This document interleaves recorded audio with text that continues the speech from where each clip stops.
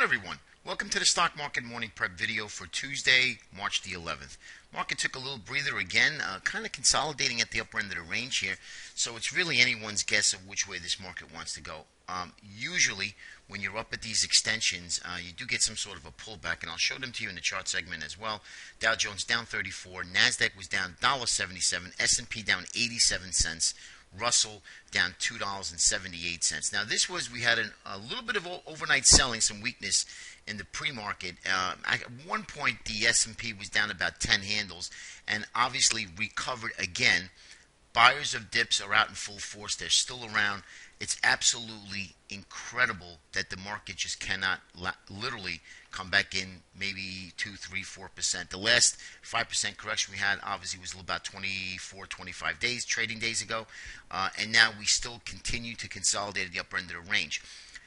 The longer it stays up at this range is the more likely that the price action will vacate the area.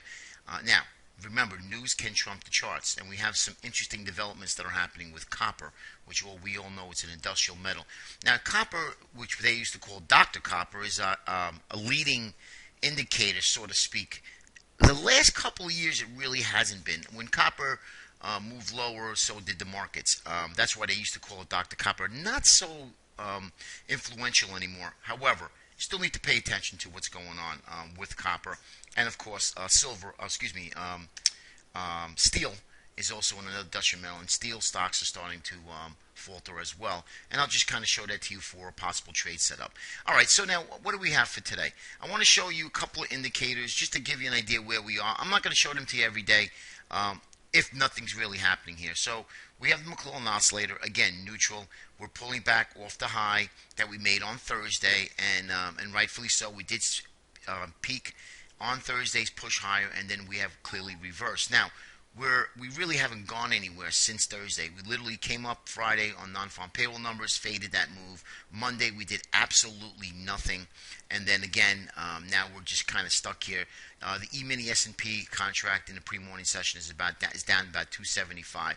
Again, nothing to write home about. There's really no meaning to any type of move at the moment. But again, things could change. Now, what I did do before we get into all of the charts, I looked at seasonal tendencies, and the one thing that strikes me is that the transportation sector, they're pretty big October into mid-November, right? But they also have seasonal strength from March into May.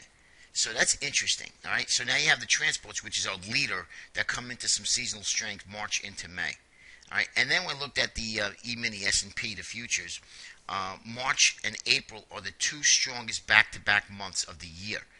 So if history repeats itself, and obviously pending no geopolitical news, anything shocking, this market could possibly go higher yet again. And I know it's crazy, but it could go higher yet again. And that's what I say. Please do not try to short the market. It is a worthless proposition. You cannot short the market in a strong bull uptrend.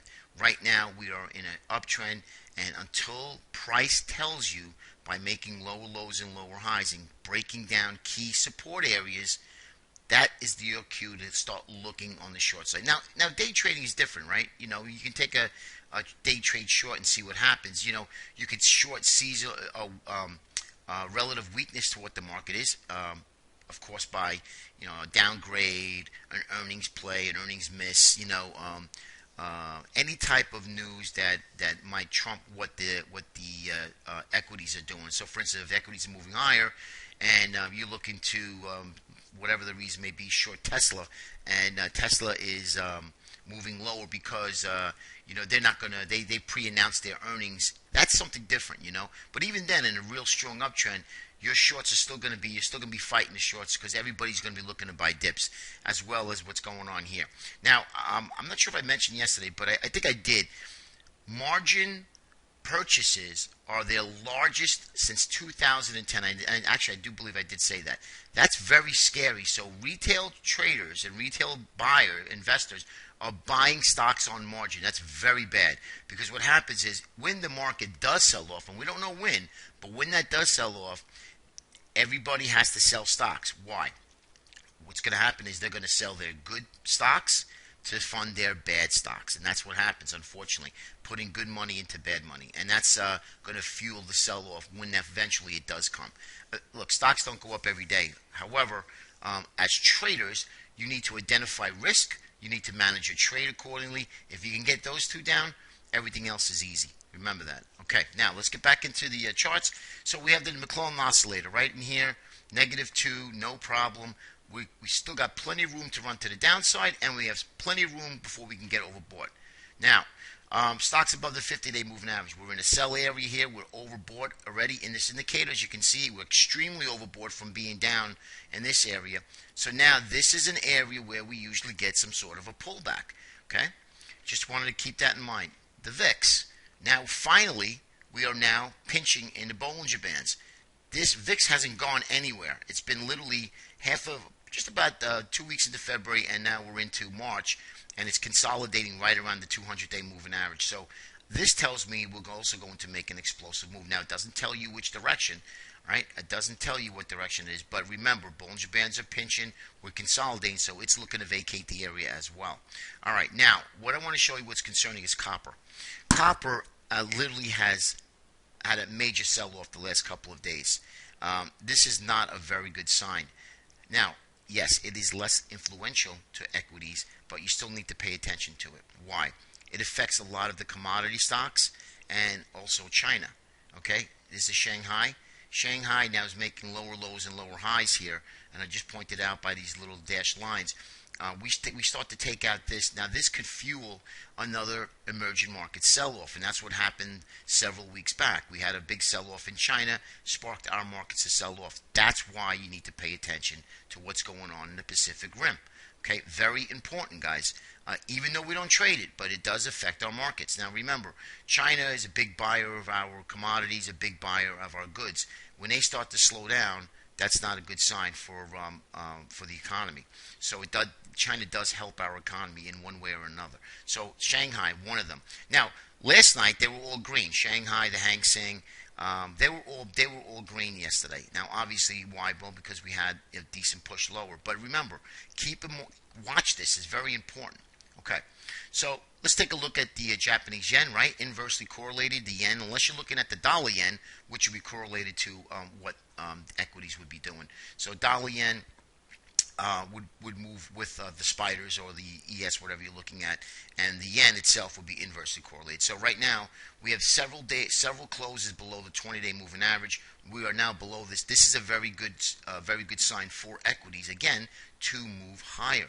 Now, even if the yen came back up to the 20 and rallied for a couple of days, and we push lower in equities, we'd still be in a bearish trend. It would need to really start to get back above the 20 and hold the 20 for a couple of days before it starts to break out. Remember, we have this Fibonacci cluster up here that held this basic move up back in January. Okay, so just let's keep in mind. Let's keep an open mind here, but you need to pay attention to that.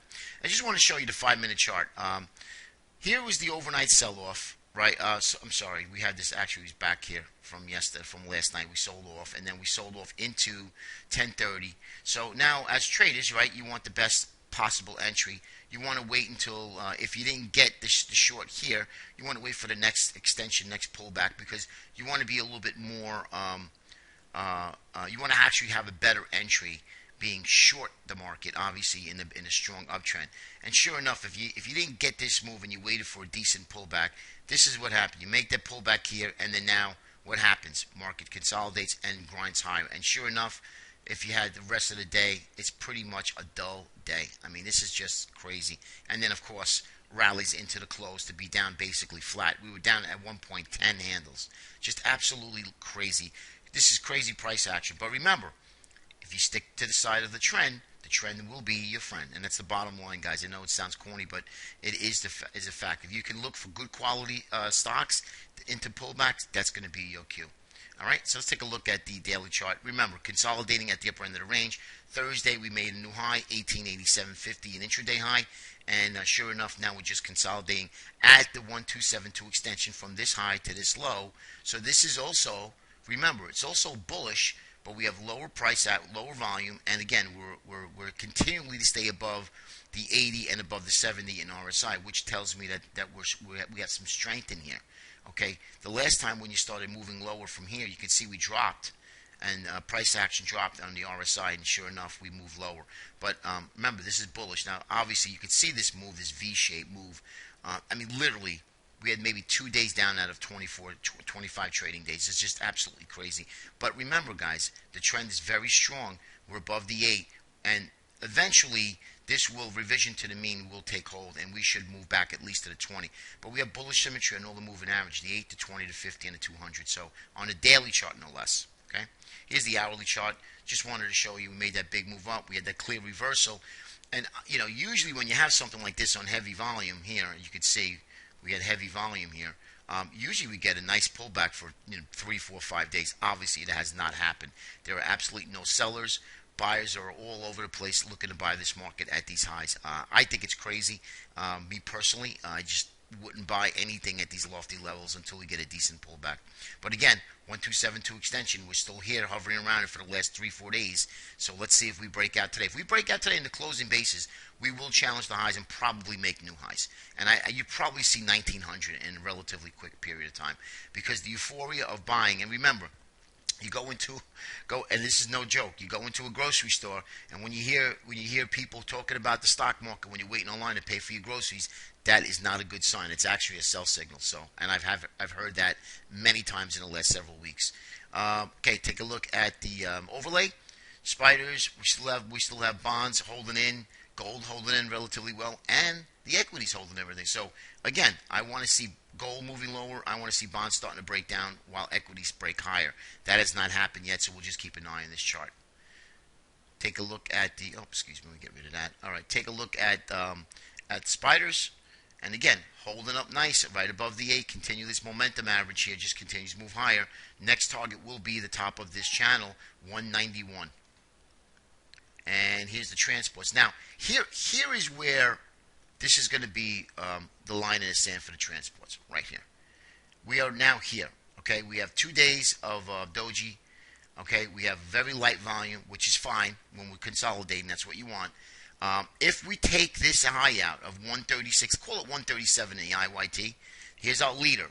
Then look for an explosive move to the upside, and you're going to get 140.50. If that happens, look out above, equities are going to have another big run, at least for another several days before it starts to move lower again.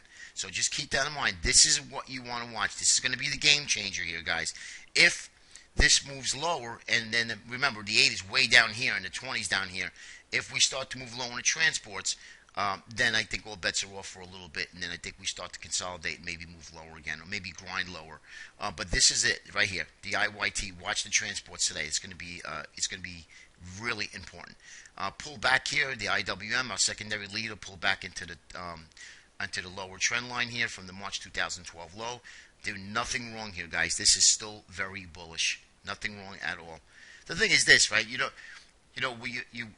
look at the chart. Oh, it's great. It's bullish. Yes, everything is fantastic. However, that you have to gauge what your probabilities are of these winning trades. I mean, I don't get overly aggressive when you have stocks at all-time highs, elevated at these extreme levels with no pullbacks. So to me, I literally take a step back and take the best trade setups until this market can realign itself. Qs, again, pinching. That also means that we're looking to vacate this area too with the Bollinger Bands here. So use caution. But again, we can go either way here. My guess is that, unless something really, really happens, I think we can really test 1900 here. And the diamonds, again, as you can see here, now we're challenging the highs here on the diamonds. All right, so let's take a look at some of these sectors. GLD, not bad, holding above the 200-day moving average, but again, relatively quiet. But if the markets are moving higher, GLD is not moving lower. That's also something that you want to keep an eye on and watch. USO, no trade in the USO here, guys. I'd like to see this thing come back in a little bit. To me personally, you're right in line here. It's either got to be back into this area, 34.5, 35.5, or it needs to consolidate at least another week or so before we look to get into USO, which would be the oil trade. Okay, oil Services, Schlumberger, as we all know, looking good. But again, we're above the 8. Look how far away we are from the 20. I want to see this thing come in again. A lot of these sectors that I show you are good long trade setups, not here. They need to pull in a little bit. Okay, but I'm just going to run through these. Here's a Schlumberger. Here's my mark. I like to get it into the 90 area. Oil and gas, as you can see. Valero, nice big push up. Now we're just consolidating here. Now Valero could actually break out of this. And again, I would like to see this come in a little bit more. Maybe right down to this area, back to the 50. Let it pull in, even flag into this 50 area, and then look to buy Valero again. I think that's going to be another great trade. Now, the XLE is really setting up nicely. We're in the channel, and we're consolidating for a good 6-7 trading days. That is what I like to see. Low volume while we're consolidating. This here could start to explode. So I'm going to be watching the XLE above 88.25. Now, here's TAN, right? And here is the solar ETF. I love the solars, but you got to understand something, guys. You look at this. You're not going to buy solars up in these areas. So I want a nice little pullback back to the 20. Consolidate for a couple days. Remember, these are long trade setups, but they're not here yet. So you got to watch them. Here's YGE. Came right back in again, right? We had explosive move, came back in. Let it consolidate again. That's fine. You get a nice test, doing absolutely nothing wrong. Let it get back above 650, and then if you're looking to buy it, start out with a day trade. For solar, same thing. So all the solars are coming in, which is fine, right? Here's TSL, big move up, and this is perfectly healthy. Come back into this 8, and then start to move higher again. So watch these for trades in the coming days. Here's the home construction coming back in again. Remember, when you get to these elevating, you're outside the Bollinger Bands. You're outside 1 standard deviation, 2 standard deviations of a trading move. You definitely don't want to be looking to buy. So this is going to be setting up again for us. So this is what I'm watching here. Home is XHB, the home builders into the 20. I'd like to see a little bit of a deeper pullback, maybe right up in here. I want to make a higher low from here to this previous low. Remember, if you're buying here, where's your stop going to be? It's going to have to be at least to the 50-day moving average. So let's see if it can come in a little bit more. Now let's take a look at some of the home builders. Remember, if you miss a move, give it some time. You will get another opportunity. There's absolutely no reason to chase. Here's Lennar, same thing. This is perfect. This is exactly what I want to come in right up in this area here. Now this area here would be what? Would be this little consolidation area, which is now support. That's what I'm looking for. This is the spot I'm looking for. Let it come in. Let it kiss it. Let it base a little bit, and that's when I'm going to be looking to buy Lennar. Same thing with Pulte. It broke its 20 now, looking for the 50 here. And again, KBH, same thing. Now KBH, there's something wrong with the KBH at the moment, right? We don't want to be buying anything when we break the 50 and the 200. So now KBH is not the long trade that I'm looking for. Now, if it gets down below here, this area, right? If it can get back down to this area and base a little bit, very easy to manage, low risk trade. I'm not looking to pick a bottom. What I'm looking to do is let this market come in a little bit. I would like to let it kind of stop right up in here around 1650 would be ideal. Let it base for a few days and then break back above the base. That would be an ideal setup. But we don't want to be looking to catch a falling knife here in KBH. All right, XLF, banks are looking a little bit healthier here, looking okay. Citibank needs to still get above 50. Remember that, 15.15 consolidate, but look what's happening. Bollinger Bands are pinching, and we're sitting above the 20. So watch the Citibank here for a possible long trade. Okay. JP Morgan, actually one of the strongest of the several banks that we follow. And then here's Goldman. Now Goldman, I like to see this thing flag a little bit in, back to the 8 around 170 for a target of at least a challenge at highs of 181. And then lastly is Apple here, doing absolutely nothing wrong. Remember, if you identify its trend, it's a basing stock. It bases and breaks out. Bases, breaks out. Bases, sells off. Right? Bases doesn't do anything here. We based a little bit. There's a little V-bond. We broke back out. And now we're basing again. So here, real classic move. Above the 50 of 536.55 or below 515. So you got a 15-point move here in the channel. One way or the other, when it does break, it does move for several days. So keep an eye on what Apple does here. Very important. All right, guys, that's really about it. Let's see what happens in the coming days. Markets are consolidating, so get ready for a bigger move to come here in the coming days. Have a great day. We'll speak to you tomorrow. Take care.